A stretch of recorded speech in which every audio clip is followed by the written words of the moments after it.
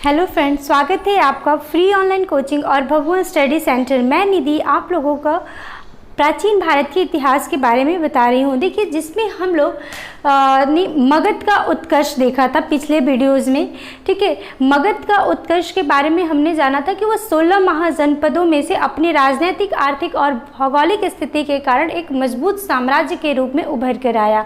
ठीक है, तो उसके बाद क्या होता है कि मगध के साम्राज्य के बाद भारत में बहुत बड़ा ही एक साम्राज्य उभर कर आता है जो मौर्य साम्राज्य के नाम से जाना जाता है। ठीक है, लेकिन मौर्य साम्राज्य बनने से पहले भारत में विदेशी आक्रमण हुआ था। ठीक है, विदेशियों ने भारत पे अपनी राजनीतिक सत्ता स्थापित करनी चाहिए लेकिन वो असफल रहे। ठीक है, तो अब देखते हैं हम लोग आज का हम लोगों का जो टॉपिक है वो है विदेशी आक्रमण। ठीक है, और अब अगले वीडियो में हम लोग मौर्य साम्राज्य के बारे में पढ़ेंगे। तो आज हम लोग देखते हैं विदेशी आक्रमण। देखिए, सबसे पहले विदेशी आक्रमण ईरानी शासक ने किया था। ठीक है, ईरानी विदेशियों ने किया था, मतलब ईरानी के शासकों ने वहाँ पे किया था।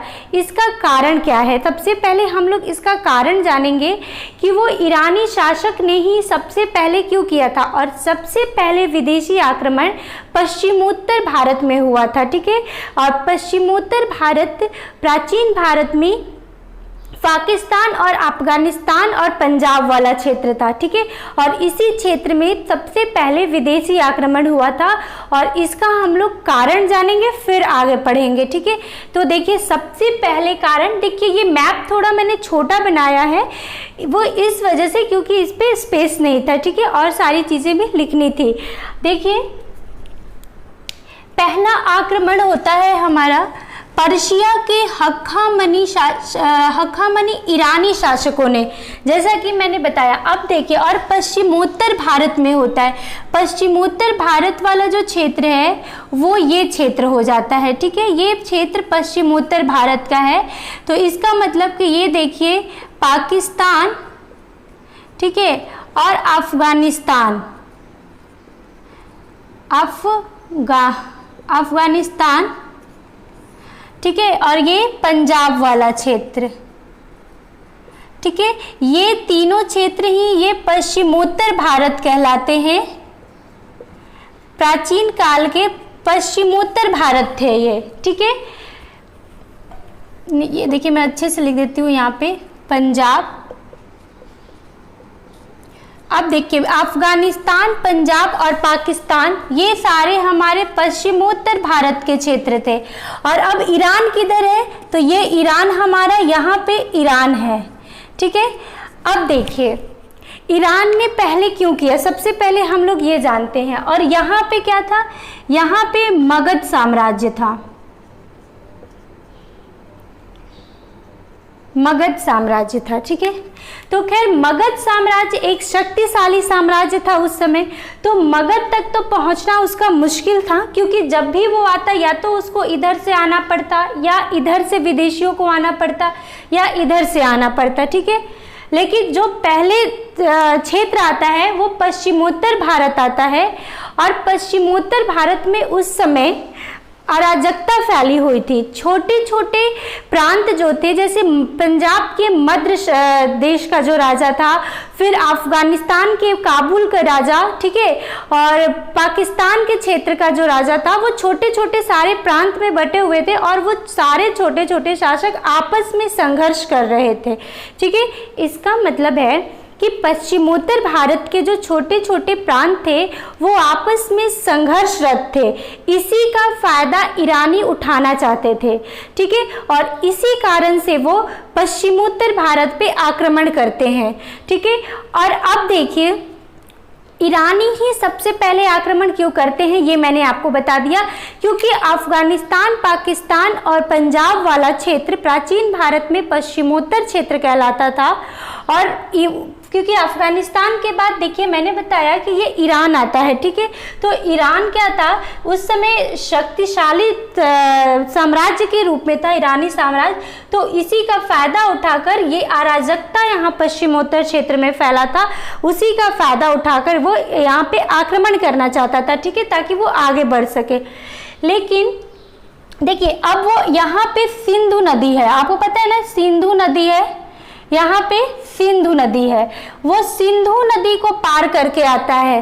देखिए कोई भी विदेशी इधर से क्यों नहीं आया, पहले इस वजह से नहीं आया क्योंकि यहाँ पे आता है हिमालय पर्वत, ठीक है, और वो हिमालय पर्वत को पार करके तो आ नहीं सकते थे प्राचीन समय में, ठीक है, इतना ऊंचा पर्वत को पार करना उस समय मुमकिन नहीं था, ठीक है। और अब इधर आता है हमारा समुद्र, ठीक है, तो प्राचीन काल में समुद्र को भी पार कर पाना विदेशियों के लिए असंभव था, ठीक है, क्योंकि समुद्र के रास्ते से आने के लिए एक तो सैन्य शक्ति चाहिए, ठीक है, ऊपर से बड़ी बड़ी जहाजें चाहिए आने के लिए, समुद्री मार्ग खोजना पड़ता उनको अच्छे से, तो यहाँ इस क्षेत्र में आना असंभव था, ठीक है। इस क्षेत्र में हिमालय पर्वत था जिसको पार कर पाना असंभव था, तो बचा ये पश्चिमोत्तर वाला क्षेत्र जो कि सिंधु नदी को पार करके आसानी से, क्योंकि ये पूरा ही मैदानी इलाका था और सिंधु नदी का इलाका था, तो वो आसानी से इस क्षेत्र से आ सकते थे, ठीक है।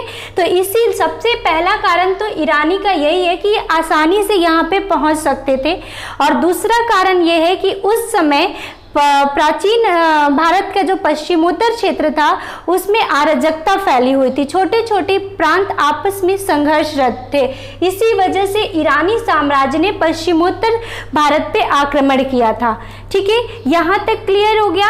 अब हम लोग देखते हैं, देखिए पहला आक्रमण पर्शिया के हखामनी ईरानी शासकों ने किया, कारण हम लोग जान गए क्यों किया, पश्चिमोत्तर भारत में किया, ये भी जान गए हम लोग। अब देखिए प्रथम आक्रमण साइरस द्वितीय द्वारा किया गया था, लेकिन वो असफल रहा था, ठीक है, क्योंकि पश्चिमोत्तर भारत के जो राजा थे वो इसको मिलकर उन्होंने हरा दिया था, ठीक है, उसको हटा दिया था वहां से, तो साइरस द्वितीय तो असफल रहा था। फिर प्रथम सफल आक्रमण डेरियस द्वितीय के द्वारा होता है, जिसे हम लोग दारा प्रथम के नाम से भी जानते हैं, ठीक है। ये कहीं कहीं बुक में डेरियस द्वितीय और कहीं कहीं दारा प्रथम नाम मिलता है, ठीक है। तो सफल आक्रमण डेरियस द्वितीय यानी दारा प्रथम ने किया था और भारत के पश्चिमोत्तर भाग को जीता, ठीक है। देखिए ये ईरानी शासक था, ठीक है ना, पहला ईरानी शासक तो असफल रहा था, ये असफल रहा था, ठीक है, यहाँ पे आप लिख देती हूँ मैं, देखिए असफल रहा था। दूसरा है प्रथम सफल आक्रमण डेरियस द्वितीय यानी दारा प्रथम था, जो कि ईरानी शासक था, ठीक है, तो इसने किया और ईरानी शासक जो था वो जीत गया था, यानी कि पश्चिमोत्तर भाग के कुछ प्रांत को उसने जीत लिया था और वो भारत के पश्चिमोत्तर भाग को जीता और अपने साम्राज्य का 20वीं प्रांत बनाया, ठीक है। भारत का जो पश्चिमोत्तर क्षेत्र था उसको उसने जीतकर अपने साम्राज्य में मिला लिया और पश्चिमोत्तर भाग को 20वीं प्रांत बनाया, ठीक है। और यहाँ से क्या करता था वो, पश्चिमोत्तर क्षेत्र से 360 टैलेंट राजस्व की प्राप्ति करता था, यहाँ से जीत लिया और जीतने के बाद 360 टैलेंट, ठीक है, ये टैलेंट है, देखिए 360 टैलेंट स्वर्ण राजस्व की प्राप्ति करता था। अब देखिए ईरानी आक्रमण का प्रभाव क्या हुआ, खरोष्ठी लिपि का उद्भव हो गया, ठीक है। भारत की जो खरोष्ठी लिपि है उसका उद्भव जो है वो हम लोग अरामिक और ईरानी लिपि के विकास से ही खरोष्ठी लिपि का विकास मानते हैं या उद्भव मानते हैं, ठीक है। तो सबसे पहला तो इसका विकास हुआ, उद्भव हुआ, बाद में मौर्य कला पे प्रभाव देखा जाता है, ठीक है। मौर्य कला में जो अशोक की राज्यादेश अभिलेख हैं, देखिए अशोक के, ठीक है, यहाँ पे मैं लिख देती हूँ, अशोक के राज्यादेश अभिलेख वो दारा प्रथम के अभिलेखों के आधार पे ही लिखे गए हैं, ठीक है। उन्हीं के अभिलेखों के आधार पे उसमें हम लोग उसके कंटेंट देखते हैं, ठीक है। अब देखिए और राजप्रसाद और स्तंभ पे भी ईरानी कला का प्रभाव देखा जाता है। अशोक का राजप्रसाद और स्तंभ पे ईरानी कला का प्रभाव देखा जाता है। जो अशोक के घंटानुमा और गोल गुंबद टाइप का जो कला मिलता है उसके स्तंभों पे और राजप्रसादों में, वो हमें ईरानी कला का ही प्रभाव उससे पता चलता है। ठीक है, तो ईरानी मतलब आक्रमण हुआ, उसका भारत पे प्रभाव क्या पड़ा, तो खरोष्ठी लिपि की विकास हुई या उद्भव हुआ और मौर्य कला पे भी उसका प्रभाव देखा जाता है। ठीक है, ईरानी आक्रमण के बाद यूनानी आक्रमण होता है। ठीक है, और यूनानी आक्रमण किससे होता है, देखिए फिलिप द्वितीय सिकंदर का पिता था।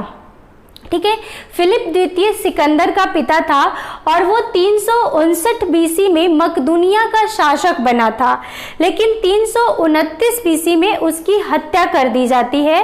और जब उसकी हत्या होती है फिलिप द्वितीय की, तब सिकंदर सिर्फ 20 वर्ष की रहता है। ठीक है, तो उसने देखिए फिलिप द्वितीय सिकंदर का पिता था और मकदूनिया का शासक 359 बीसी में बना था और 329 बीसी में फिलिप द्वितीय की हत्या हो जाती है। 329 बीसी में सिकंदर ने 20 वर्ष की आयु में मकदूनिया का शासक बनता है। ठीक है, अपनी पिता की हत्या के बाद वो मकदूनिया का शासक बनता है और शासक बनने के बाद वो क्या करता है कि पहले ईरान की ओर, ठीक है, यूनान से ईरान की तरफ आता है वो आक्रमण करने के लिए और ईरान को जीतकर ईरान का सम्राट बन जाता है। ठीक है, देखिए वो मकदूनिया का शासक बना, उसके बाद वो ईरान आया, ईरान पे आक्रमण करता है और ईरान के साम्राज्य को जीतकर ईरान का सम्राट बन जाता है। अब ईरान से वो किधर आएगा, ईरान से अब वो भारत की तरफ आक्रमण करने आएगा। ठीक है, तो अब वो विश्व विजेता बनने के लिए वो भारत पे आक्रमण करने के लिए आता है। ठीक है, भारत में वो आक्रमण करने आता है तो वो सिंधु नदी को पार करके और खैबर दर्रे को पार करके आता है। ठीक है, हिंदकुश पर्वत पार करके आता है और एक यहाँ पे ये भी है, देखिए खैबर दर्रे। ठीक है, यहाँ पे मैं लिख देती हूँ, देखिए हिंदकुश और खैबर दर्रे है यहाँ पे, ये मोस्ट इम्पॉर्टेंट हो जाता है एग्जाम के लिए। ठीक है, खैबर दर्रे पार कर कर आता है। खैबर दर्रा कहाँ है, अभी पाकिस्तान और अफगानिस्तान के जो बीच में जो मैदानी क्षेत्र है और जो हिंदकुश पर्वत है उसी के बीच में ऐतिहासिक यानी प्राचीन समय से ही वो दर्रा है, इसीलिए उसे ऐतिहासिक दर्रा कहा जाता है। ठीक है, तो वो उसी खैबर दर्रे को पार करके वो अफगानिस्तान और पाकिस्तान के बीच वाले इलाके में खैबर दर्रा है, उसी को पार करके हिंदकुश पर्वत यानी कि खैबर दर्रे, हिंदकुश पर्वत पे ही खैबर दर्रे है उसी इलाके में। ठीक है, उसी को पार करके वो आता है, खैबर दर्रे और सिंधु नदी को पार करके अंदर आता है। ये बिहार पीसीएस, यूपी पीसीएस और नेट जेआरएफ के लिए भी हिस्ट्री है हो या आर्कियोलॉजी हो, ये इंपॉर्टेंट क्वेश्चन है कि सिकंदर मतलब किस रास्ते से आया था, खैबर दर्रे को पार करके और सिंधु नदी को पार करके और हिंदकुश पर्वत को पार करके। ठीक है, ये तीनों में से कोई भी ऑप्शन आ सकता है। ठीक है, देखिए और उसका साथ किस किसने दिया था, देखिए सैलिकुस के इसका साथ सिकंदर का साथ किसने दिया था, सैलिकुस ने दिया था और सैलिकुस और तक्षशिला के शासक आम्भी ने दिया था। ठीक है, आम्भी ने क्या किया था, अपने सैनिकों के साथ उसके सामने सिकंदर के सामने आत्मसमर्पण कर लिया था। ठीक है, और ये आम्भी, सैलिकुस और सिकंदर ये तीनों मिलकर ही पंजाब के शासक पोरस या पुरु, ठीक है, पोरस या पुरु दोनों ही कहा जाता है, पोरस पे आक्रमण करता है। कहाँ आक्रमण करता है, वो झेलम नदी के किनारे करता है। और झेलम क्या है, झेलम को प्राचीन समय में बितस्तता नदी कहा जाता था। ठीक है, तो वो झेलम और चिनाब, ठीक है, झेलम और चिनाब नदियों के बीच में जो करता है, लेकिन इस युद्ध को किस नाम से जाना जाता है, बितस्तता यानी झेलम युद्ध या हाइडर स्पेस के नाम से जाना जाता है। ठीक है, इस युद्ध को अब देखिए मैंने यहाँ पे बताया अरस्तु का शिष्य था, विश्व विजेता बनने के लिए भारत पर आक्रमण किया, हिंदकुश और खैबर दर्रे पार करके आया, तक्षशिला के शासक आम्भी के साथ मिलकर पंजाब के शासक पोरस के साथ युद्ध किया। ठीक है, ये सब मैंने बता दिया आपको। जिसे झेलम वितस्तता, वितस्तता झेलम का ही प्राचीन नाम है। ठीक है, या हाइडे स्पेस के नाम से जाना जाता है। ये भी एक इंपॉर्टेंट क्वेश्चन बनता है यहाँ से कि सिकंदर और पोरस को के युद्ध को किस नाम से जाना जाता है। तो यह झेलम नदी के किनारे किस किस शासकों का संघर्ष था, तो सिकंदर और पोरस का था। और पोरस और सिकंदर के युद्ध कहाँ पे हुआ था, झेलम या वितस्तता नदी के किनारे, और उसे किस नाम से भी जाना जाता है, हाइडे स्पेस के नाम से जाना जाता है। ठीक है, और इसमें पोरस की पराजय हुई थी। ठीक है, पोरस हार गया था। जब पोरस हार गया तो क्या हुआ कि वो ब्यास नदी के किनारे ही रहा, और ब्यास नदी के किनारे उसकी जो सैनिक थी वो ब्यास नदी को पार नहीं की। ठीक है, उसने मना कर दिया ब्यास नदी को पार करने से।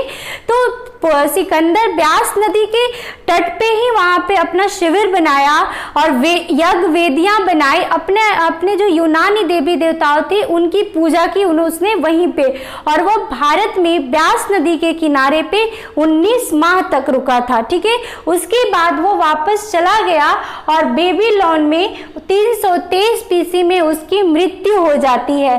ठीक है, और फिर अब देखिए यूनानी आक्रमण का भारत पे क्या प्रभाव पड़ता है। यूनानी आक्रमण का भारत पे पड़ता है, गंधार कला का जो विकास होता है वो यूनानियों की ही देन है। ठीक है, यूनानियों की देन से ही गंधार कला का विकास हमें देखने को मिलता है, और व्यापार वाणिज्य का विकास होता है। ज्योतिष क्षेत्र पे भी प्रभाव पड़ता है। ठीक है, ज्योतिष का जो उद्भव माना जाता है या विकास माना जाता है, ये यूनानियों की ही देन मानी जाती है। ठीक है, और यवन प्रिया शब्द ये भी इम्पॉर्टेंट है। यवन प्रिया भारत में, जैसे यूनानी जब आक्रमण हुआ तो यूनान में काली मिर्च को यवन प्रिया कहा जाता था। ठीक है, और तो प्राचीन काल में काली मिर्च को यवन प्रिया के नाम पे जाना जाता था। ठीक है, ये इम्पॉर्टेंट है। देखिए वहां पे मैंने लिखा है, लेकिन मैं यहाँ पे लिख देती हूँ काली मिर्च को, यहाँ पे लिख देती हूँ। ठीक है, काली मिर्च को प्राचीन समय में यवन प्रिया के नाम से जाना जाता है। ठीक है, ये इम्पॉर्टेंट क्वेश्चन बनता है। ठीक है, ये तो सारे ही एग्जाम में पूछे जाते हैं लगभग। देखिए काली मिर्च को यवन प्रिया के नाम से जाना जाता है, वो यूनानियों की ही देन थी, क्योंकि यूनानी ही काली मिर्च को यवन प्रिया कहते थे। ठीक है, अब देखिए सिकंदर के साथ निर्याकस, आनेसिक्रिट्स और आरिस्टोबुलस, ठीक है, ये तीनों ही लेखक थे और ये तीनों सिकंदर के साथ आए थे। कौन कौन थे? निर्याकस, आनेसिक्रिटस और आरिस्टोबुलस। ठीक है, ये तीनों लेखक सिकंदर के साथ आए थे और ये भी इम्पॉर्टेंट क्वेश्चन यहाँ से बनता है। ठीक है, तो इस तरीके से हमने विदेशी आक्रमण भारत पे देखा। ठीक है, अब विदेशी आक्रमण के बाद भारत में एक बहुत ही बड़ा साम्राज्य स्थापित होता है जिसे हम लोग मौर्य साम्राज्य के नाम से जानते हैं। अब अगली वीडियो में हम लोग मौर्य साम्राज्य के बारे में पढ़ेंगे। ठीक है, तो आज के लिए इतना ही है। अगर आपको मेरा ये वीडियो पसंद आए तो लाइक, शेयर और सब्सक्राइब जरूर करें। Thank you.